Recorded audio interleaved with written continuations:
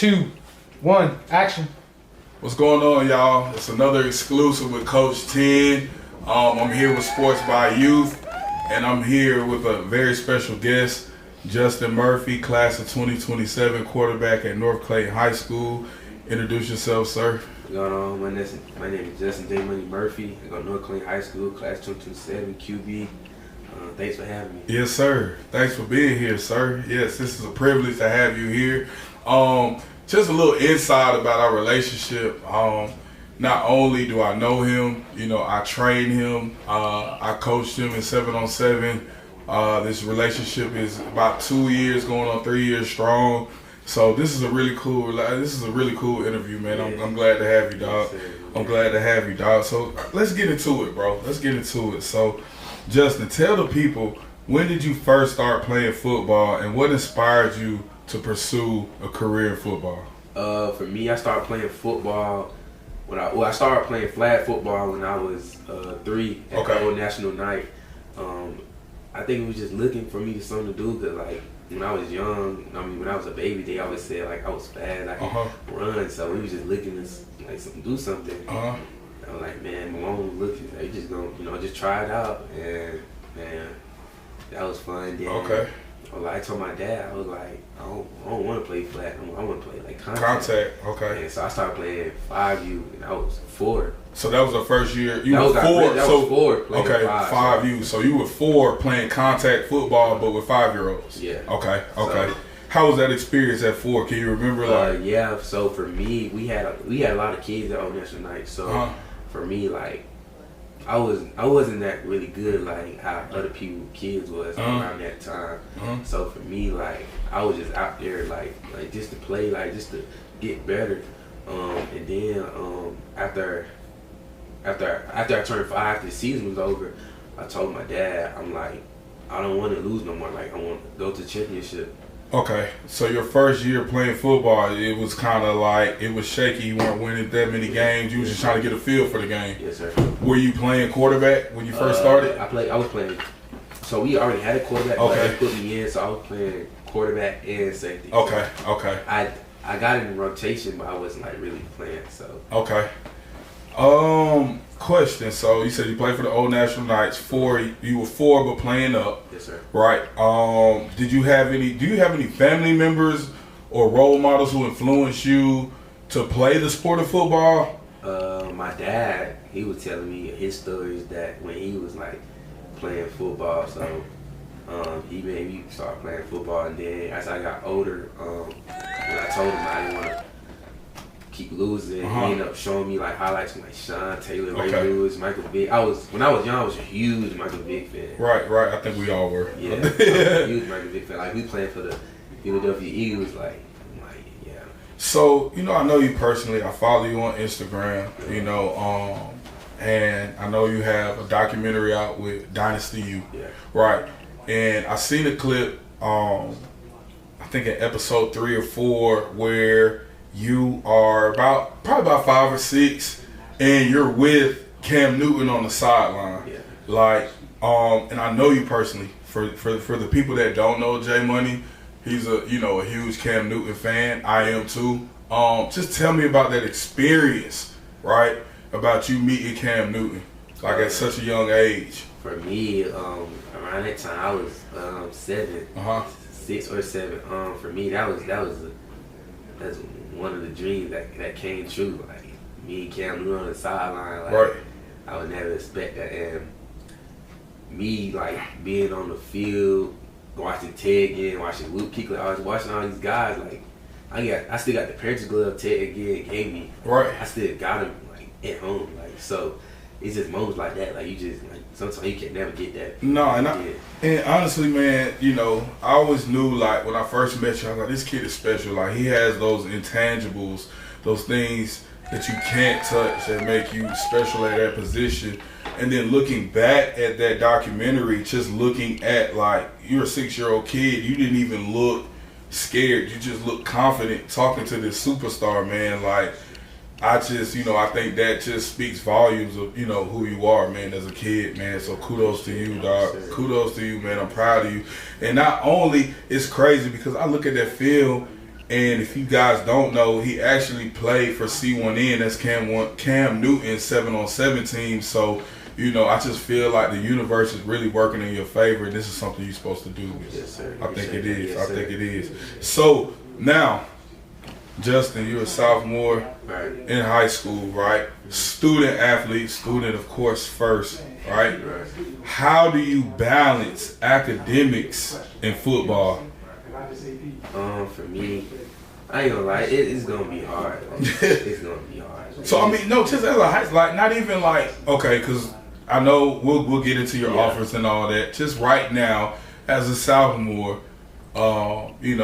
in high school, how do you balance those two things? How do you balance academics and football right now? For me, just like taking time, just doing your work. You gotta get your work done. Like, you gotta have grades to play. So, like for me, balancing out, like just doing your work. It's just like you gotta stay on your work. Like that's one thing. Like for athletes, like that's one thing. Sometimes we can like slip on, like staying on your work, cause like with football, like sometimes it be overwhelming. Like it can be. Like football, and then you got school, so sometimes both of them can get overwhelming. But you just gotta just keep pushing through.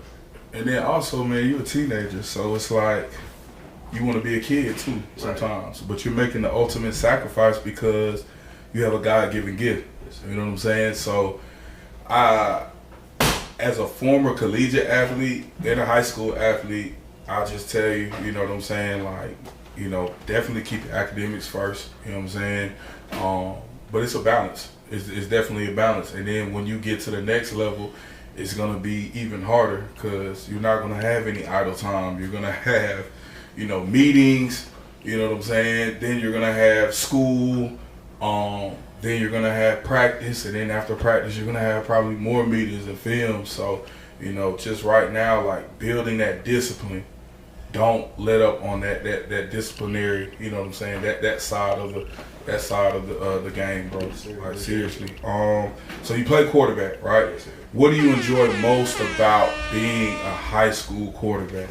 Scoring on people. I love scoring on people. Like I just love scoring. Like passing or running. Right. That's one thing I love. Like for me, like passing. Well, for me, like passing, I love passing. But like when I get like running and I get the truck juke, like it just feel good. Like cause like with defense, like you hit somebody, like they still get the first down. Right. Like you still gotta go back and play defense. Right. Often when you get the first down, you just rolling. Yeah. So that's one thing I like. Like once you get the rolling, nobody can't stop you. Taking the breath out of defense.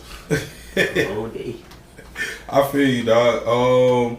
So mental part, right? I think football. Everybody sees it from the stands. From a fan's perspective, it's like, oh, it looks so physical. And don't get me wrong, it is. But I think that the game is 80-90% mental, right? Definitely. Yeah, right. Yeah, you know what I'm saying? We can relate. So as a quarterback, I think it's even more mental than anything than physical, right? Because you're always in your head, right? Your ankle could be hurting, but you won't even feel it because you're thinking like, okay, what is the defense doing, or what do I need to do, or what are the tendencies of this DN on this play, or this corner, this backside safety, so right? Much you got to think of, like it take like maybe a couple seconds for your brain to go left to right. So if you go left, and then you go right, you just sitting there like what should I do? So hold that thought. Let me ask you this question: how do you prepare mentally and physically for each? I'll start off with for each game. How do you prepare mentally or physically for each game? For me, just about watching the film that coach give me. I watch it almost every day. When I get the film, I watch it almost every day, preparing myself. Just being calm. Like for me, like one thing as QBs, like if you ain't calm, like if you get over pressure, like it can lead to like bad things happening. And some of that happened this season. I got too not over competitive, but I got too trying to make a play out of nothing. I remember what game was that? The Riverdale game. Yeah. And I think you guys were, I don't know if you were down, but it was a close game. Yeah. And I remember he was on the sideline and you were kind of like locked in the zone, you know, and I was telling you like, you know, relax, you know, just focus is a whole nother half. You know what I'm saying? Like, I think that was a moment, a defining moment for your young career, because a lot of times as quarterbacks, I mean, more so than not, you're gonna have adversity, right? And you're learning that at a young age, because the higher up you get, the more adversity is gonna come, because you go to college, everybody's gonna be good.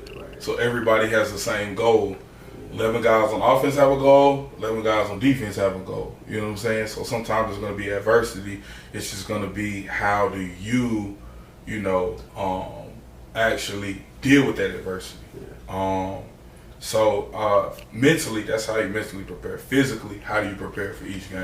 For me, we lift weights, so that's one thing we do. We just lift weight. For me, I do a lot of shoulder workout. Okay. Like for QBs, you need shoulder workout, ab workout, box jump. So I just do like a lot of body weight workouts. Okay. Not too much, cause for me, like bench press, I don't think no QB should like do a bench press unless it got like the little multiple handles.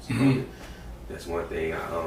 That's my crazy. stretch coach told me. He said you don't supposed to be doing no bench press. And it makes sense, because bench press, like, you're pushing. Like, you QB, are. Like, you're not finna be pushing.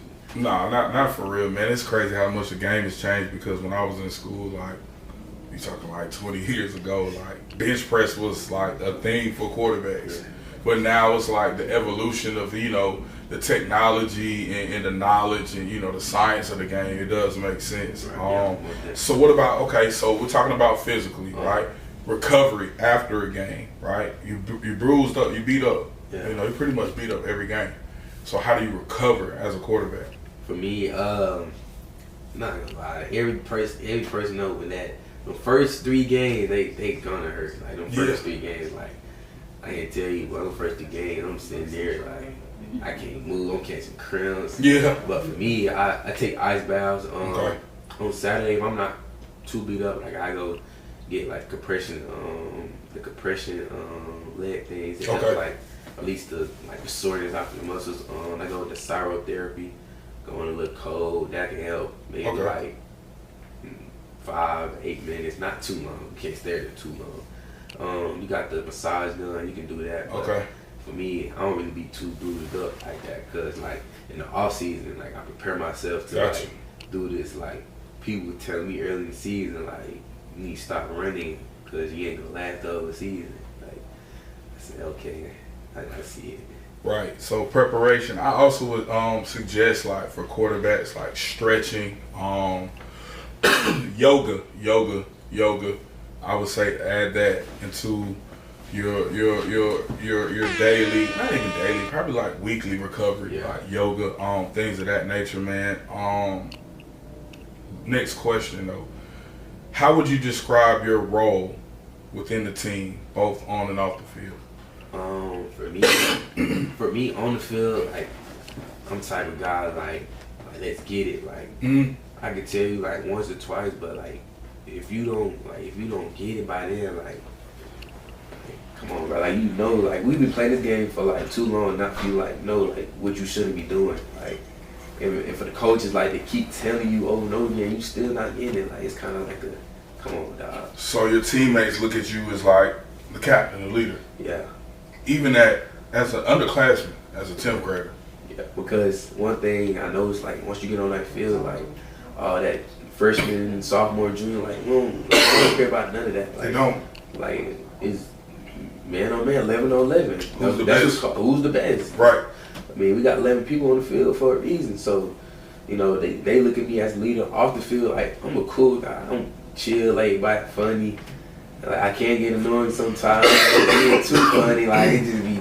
Sometimes I can be doing the most, but other than that, man, I be chill. And I can say, because I know you and I train you, like people gravitate to you. You know what I'm saying? And that's huge, because even at the next level, you would think that as a young quarterback, I remember being like, okay, it's probably going to be when I go to college, oh, the guy with the strongest arm, the most athleticism is going to be the starting quarterback.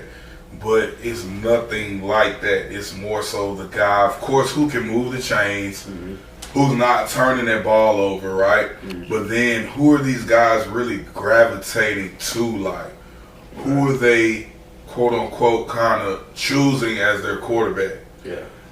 Who can easily right? Who can lead? Who can impact? Right? Who these guys want to follow? Grab quick, like chemistry. Right. And that's huge. You know what I'm saying? And you know, coaches have to pick good coaches. Will pick up on that. You know, hey man, you know this guy has all these attributes, but you know they're following this guy, like Stetson Bennett type stuff. You know what I'm saying? Like he didn't have all the measurements, but you know, hey, he led UGA to 2 national championships. You know what I'm saying?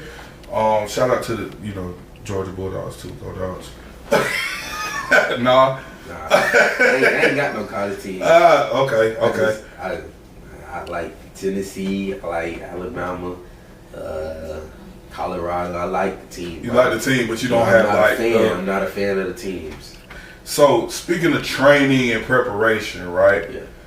How do you stay in shape in the off season? Like, how do you stay in shape? Shout out to Coach Butch. That's my trainer. Man, okay. Good coach. Good strength conditioning coach. Okay, he's training strength conditioning. Okay. Well, strength coach. Strength coach. I got another coach, Coach J. Lou. He my conditioning coach. Okay. And he trained multiple athletes. He got forgot his name. I think his name Malik Spencer. I think. Okay. He at Michigan State playing DB. Okay. I remember training with this man maybe like 2 years ago. Now he in college. Okay, so he's from Atlanta. He's from Atlanta area. Well, not Atlanta. He went to Buford though. Okay, so he's in the metro area. Yeah. So Coach Butch, like, he trained my body like you finna go to college. Got you. So the workouts I be seeing on Instagram, I'm like, dang, Coach got me doing the same thing. Right. So I just really appreciate him just preparing my body like for college, even though I was like a freshman. Well, I started this year, even though I was a freshman going to my sophomore year. I just really appreciate him just preparing my body, because like when you prepare your body for stuff like that, like you last through the whole season. No, for sure. And that's, I mean, this is a beyond physical game. It's a violent game. Yeah. So you want to be able to have that endurance to last a whole season. Right. And like with Coach J. Lou, not cut you off. With no, Coach you J. good. Lou, like I've been training him like since I was young. So you know, when you go to Coach J. Lou, like you gotta get in. Like he gonna make you come out there just tired and everything. So. Okay, so shout out to Coach J. Lou, and who's the other coach? Butch. Coach Butch. Okay, all right. Are there any specific drills or exercises you enjoy most? You can talk about strength and endurance training, quarterback training, anything that you just love to see, just love to kind of like get into. QB training with you, probably the I forgot what it's called, when you got the 2 cones and you like going back and forth. We like, oh yeah, when you going like this, you said verse. Okay. I like that one. Line drill. Okay. And that works. I mean, honestly, and I see, like, even when you send me your huddle, and I look at, okay, like, how does the stuff that we do translate, and how much is this kid growing? And I see the growth, man. You know what I'm saying? Just with you being consistent with your feet work and your mechanics. So, I mean, you know, you still got 2 more years, so it's going to be real interesting to just seeing these last 2 years of you in high school and seeing how far you can go. Like you, the type, like I said, man, you the type of kid that really, you set the bar for yourself, man. So, you know, that's a gift, bro. Yes, sir. Appreciate it. Yeah. Yes, sir. How do you handle, this is huge for quarterbacks, and it's just in life, because it's going to teach you how to move in life, right? So how do you handle setbacks like injuries or tough losses? Like, how would you handle that, or how have you handled that if you had that experience? For me, I ended up being a hyperextending my knee first game of the season, like maybe third quarter. We had played McDonough High School, and for me, when I hyperextended it, I was hurting real bad. Like it got to, like, I was hurting so bad. Like I probably stayed on the ground maybe like 5 minutes. I ain't never been that injured. Right. Besides almost pulling my groin, but that was like a red ball, so I ain't had like no injuries back to back. With those major setbacks, like you just gotta keep on pushing. Like when my knee hurting, I actually thought we were gonna be out the second game. Right. When we played Drew, I'm like, I can't move. We went to a doctor. They were like, "Yeah, wear knee brace." I'm like, "I'm not wearing a knee brace." Right. You I feel like it's gonna limit your game. Yeah, I'm like, I can walk, but it just hurt when I walk. So Thursday came before the game. Like my dad got massaged and like it was just fluid, so he just massaged it out. And I was like, I'm just good. We ended up getting forgot his thing. I was like, these don't stink, but it works though. Zombie Junior. Okay. So it's like an icy hot. Yeah. So it's like cold, but then it got hot. It's like icy hot, but it's steak though. I think it's called Zombie Junior. I got that. Shout out to Dad for getting that for you. Shout out to Dad. I got that, and then I put the tiger bar on it. Actually got me a knee sleeve. I put it on, and I was good to go. I ended up having like 3 rushing touchdowns, but we ended up losing that game. So through all that, like mentally, like were you stable? Were you positive? Like you know, like I don't know about this. You know, when you hurt your knee, because you said like you were down for 5 minutes and you never been hurt like that. Like, were you just staying optimistic, like thinking like better? Like, oh man, like I'm hurt, but we're gonna figure this thing out. Like, to be honest, I was kind of like positive, but I was like negative. Like I'm like, man, I hope I ain't tear nothing. Right. Shout out to Miss Mia, the athletic trainer. Okay. She had did all the tests. Like when I injured, we ended up going to her tent. Shout out to Miss Mia. She was like, she did all the tests. I'm like, no, I don't feel this. I ain't feel no pop. I ain't do none of that. So after that happened, I'm like, I'm good. Right. Crazy thing about it, I ended up going back on the field. Mental. I was like, it hurt, but we finna win. And okay, because for people that don't know you, right, that's the first game of the season against McDonough, right? Yeah. And you guys were down 28-6. 28-6. Going to halftime. Right. And you guys wound up winning that game. What was the score? 36-35. And see, that's what I'm saying. Like, a lot of teams, a lot of guys at their positions just on the field would be down 28-6 and would really just go in the shell like, oh, this is over. I'm thinking about next week. Yeah, I probably played the worst half in my career. Like I had 3 interceptions. Like I had to do like a stupid interception going to halftime. Put us back, and then got cussed out. I'm finna win this game. All right. I'm like, we finna win this game. And see, football is a game of adjustments. Like you have to be able to adjust. A tale of 2 halves. Like you can be up in the first half, and then that momentum will just shift coming in the second half. You make those adjustments, and the team that normally makes the best adjustments is going to finish the game strong. So, man, kudos to you on that, man. And they end up, so the defense did a great job by stopping them. Like, they limited them. They had 28 into overtime. So, Draymond, the running back, Draymond up scoring, put us 14-28. We not getting stopped. I forgot what happened. The other running back, Thomas, he ended up scoring. Okay. So it put us 20. Was it 20? It might have been 12-28. Was it? Yeah, it was 12-28. So this was in the third? Yeah, third. So it was 12-28. Draymond ended up scoring. And then Thomas ended up scoring, putting us 18-28. Then we ended up getting a 2-point conversion. Ended up putting up 20-28. So then maybe it's like a minute and some change left. Like I get back on the field. My coach like, we got to score. I'm like, man, I done scrambled away. No, we finna run the ball. I pulled it, got in the traffic, maybe got like 15 yards off of that. We rolling. So then after that, I forgot what happened. I rolling out and splitting the defender. And then out of bounds, somebody pushed me out of bounds, so that gave us a flag. So on top of it. They gave us more like yards. 30 yards. Yeah. Right. Draymond handed off. He broke for a long one. Then I ended up passing the ball to my tight end out route, like maybe like 6-yard pass. I got it. He got it. Ran. Went out of bounds. I got the ball. Maybe like 30 seconds. 20 seconds on the clock. I dropped back 3-step. Pressure coming on my right side. I tuck, evaded. My left tackle, he blocking. I moved off of him, got running. Dude come Hey, he missed the tackle. Mm-hmm. And I look, I'm thinking like somebody from the block side, missing the block side. Like cut to the right, I'm rolling to the right, like it is fitting right in front of me. I'm thinking my mom like I'm finna try to hurt her or truck her. He went low and I went up high. I'm going up in the air like this. I come down, touchdown, crazy game. Then after that it's 26-28. Like they were like, we need to score the tie. So I got the ball, scored a 2-point. Flag play, push us back. Got it, drop back. I was gonna throw it.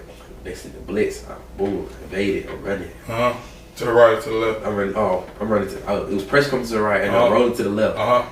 Instead of me like rolling, instead of me going to an angle, I'm like going like straight down, and like he hit me, and I hit me. Me and him hit there. Boom, I'm stumbling.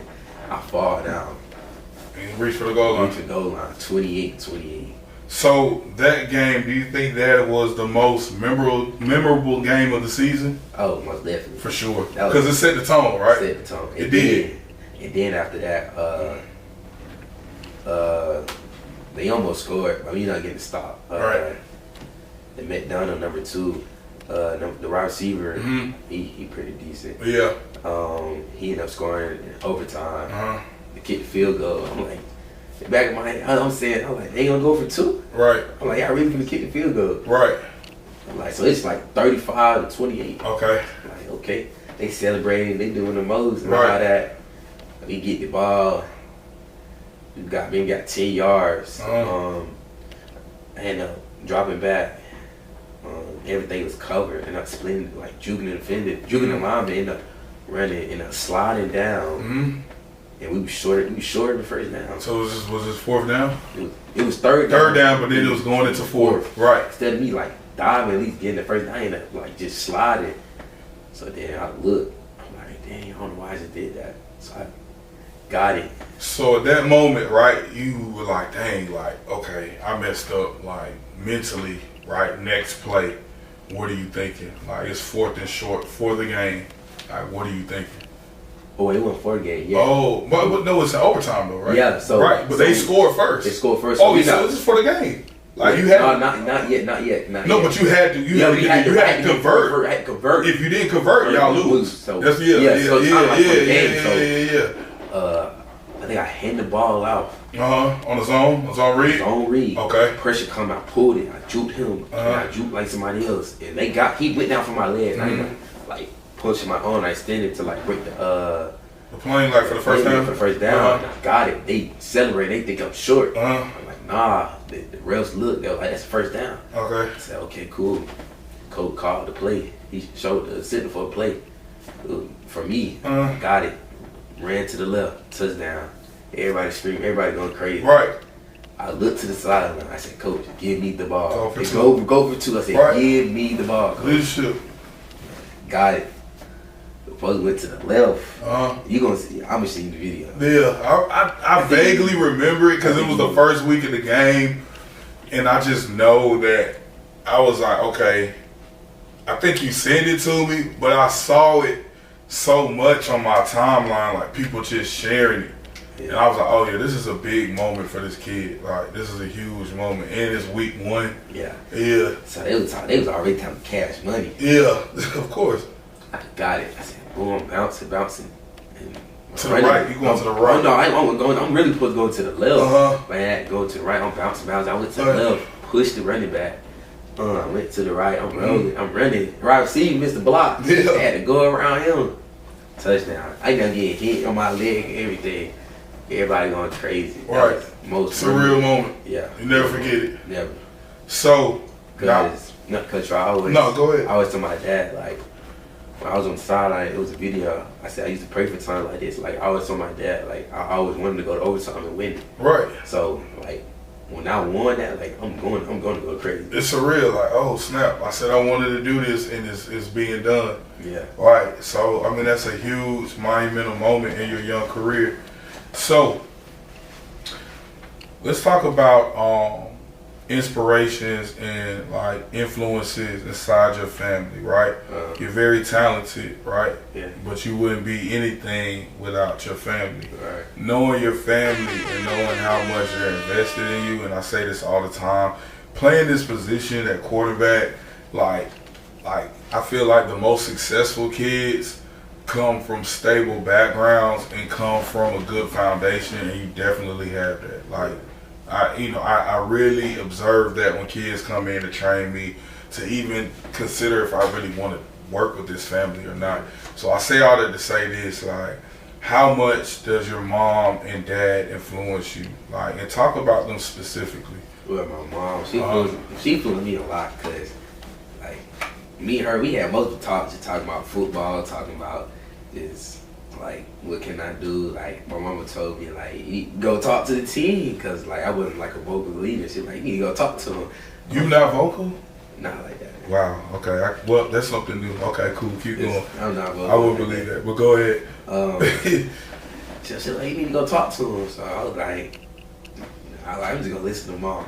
And then with my dad, like, me and him had multiple talks about team, me, what can I do? Like he credited me all the time. Like I text him after the game, what can I work on? Like I text my mom, what can I work on? Or when I get in the car, I ask him, like, what can I work on? Like, how did I play? And like for me and my dad, like from hearing all the stories, like for him, like he could have like made it to the league, and like he was that guy, like coming out of like Bakehead, East Point. Like, I'm like, yeah.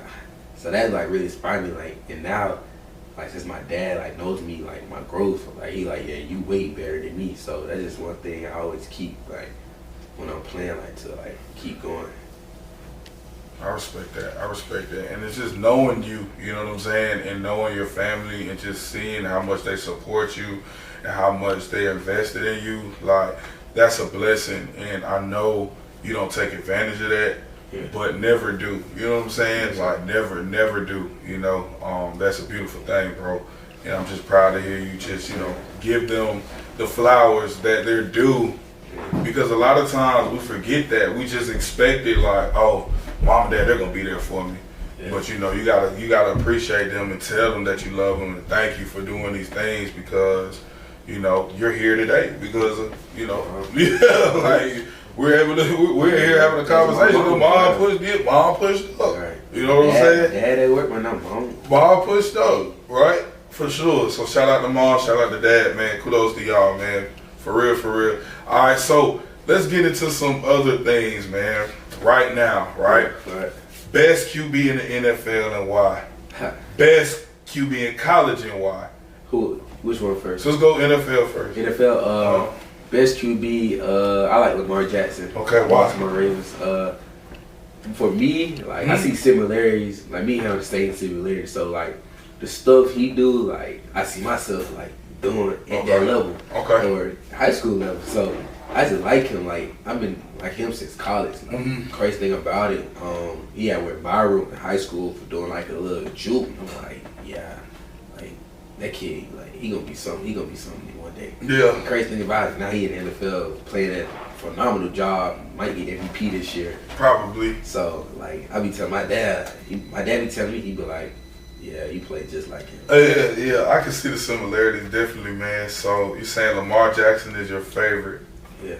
NFL quarterback. And the best QB. Best quarterback. No, I'm sorry. Best quarterback in the NFL, Lamar Jackson right now. Yeah. Okay, cool. He's my favorite. All right, okay, it's your favorite too? Yeah. All right, bet. College, who's your favorite quarterback? Who's the best, not favorite, who's the best quarterback in college right now? Ooh, that's hard. I'm going to chime in on this one after you give your perspective. For me, I'm going to say best QB right now in college, I'm going to say Shador Sanders. Okay. That's the best QB. But my favorite QB is Jalen Milroe, Shador, and Nico, I don't know his last name. The guy from Tennessee? Yeah.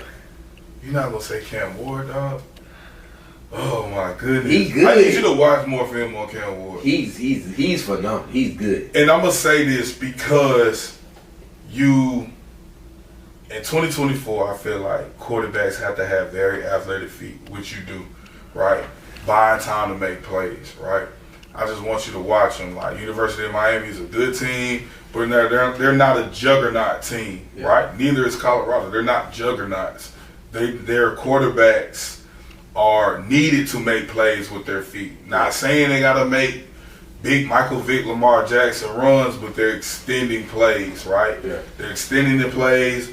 They're balanced when they're extending plays. They're off balance, getting back to a balanced platform, quick releases. I just want you to watch them, man. That's all I'm gonna say. I like Shador, don't get me wrong, I really do. But I just like Cam just a little bit more, dog. Yeah, but okay. Who wins the Super Bowl this year? The Ravens. The Ravens? Ravens. That's quick. They beat the Chiefs? The Ravens. Yes. Okay. It's just you think it's just that the cards are in their favor this year. It's time. It's time. Being time. God, I hope so. Because they don't win this year, man. No? Alright. Okay, who wins the college playoffs? You know, and they're extending it to 12 teams. So who wins the national championship this year? Whoever come prepared to play in the playoffs. Come on, bro. Like, who's winning it? I don't know. Not George Bull. It's not George Bull. Not even in the playoffs. Oh, they're finna be in. I was in the game last night. Carson Beck went off. He went crazy. Finally. Yeah, I know, right? We all said that in the stand. Maybe because y'all was in the stand. All right, man. So who winning it, dog? Alabama? Nope. Oh, okay. You don't know? I don't know. Okay, I respect that. All right. Okay, so what's your fashion style or drip? I got no fashion style. You just use J Money. I like joggers, zip sure. up hoodie, or hoodie. That's me. I don't really. Just a real athlete. I don't got time to put on jeans and all that. I got you. Okay, hold on. If you could sit and talk to anyone, who would it be?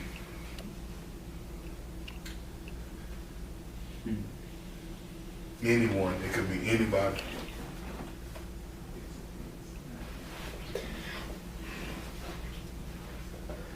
I'm gonna say Jay-Z. Okay. I'm gonna say Jay-Z because like. Man, you young. Hold on. What you know about Jay-Z, bro? My dad put me on Jay-Z. Okay. I'm gonna say Jay-Z because like to hear story, like where he came from, like for him being like a billionaire, like I just wanted to like talk to him, like how did he like get to that stage, even though me and him didn't like come from the same environment. I just wanted to know like what made you do this, what made you do that. Like, so you want to get like an insight of his wisdom. Yeah. Right, okay. And his influences of how he did that and why he made those choices. Because he's a businessman. He's not for just sure. Like a rapper. Got you. So that's one thing, like I want to know like how, like what's your wisdom? Like I just want to know. Like there's nothing wrong getting wisdom from different folks. So no, absolutely not, man. Especially people who've been here longer than you, right? Right. So lastly, right, let's talk about your offers, man. You know, tell the people right now how many offers you have, and just talk about, getting your first offer and how that felt. So it's a time for you to kind of, talk your talk, dog. So I got offers from UCF, UMass, Kentucky, Tennessee, and Ole Miss. I just got an offer from Ole Miss yesterday morning. Congrats on you. Congrats on you on that. Appreciate it. I didn't get my first offer till close to the end of my ninth grade year, which was earlier this spring, so around May. After I ran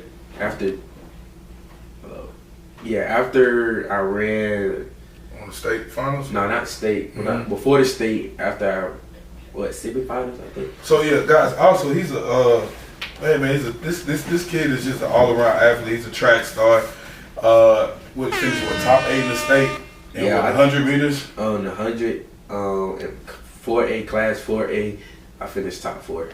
Right, as a freshman. Yeah. So I placed 4th. So top 3, all folks I was in, first, second, and third, they was all seniors. So I was a freshman under them. So Ole Miss, Tennessee, Central Florida, UMass, Kentucky. Yeah. Right. Yeah. And you're a sophomore. Right. 4-star rated, right? Yeah, on 3. Right? On 3, 4-star. Clayton County representative, man. Justin Murphy, Jay Money, North Clayton starting quarterback, man. It's been a privilege to have this conversation Yes, with sir. you today. Appreciate you. Yes, sir. You know how we rocking, man. We're We're gonna continue to go. Probably watch some film this week. Yeah, I'm in the off season. But shout out to you. Again, this is Koach10 with Sports Told by Youth. Appreciate you guys. Holla at you next time. Awesome, guys. Good job. My God.